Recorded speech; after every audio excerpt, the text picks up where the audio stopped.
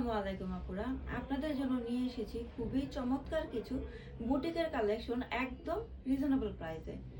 ম্যানিকুইনের set করাটা দেখেন খুবই চমৎকার, ডিপ পেঁয়াজ কালার, এমব্রয়ডারি প্লাস সিকোয়েন্স করা। কালার কন্ট্রাস্টটাও কিন্তু খুবই সুন্দর।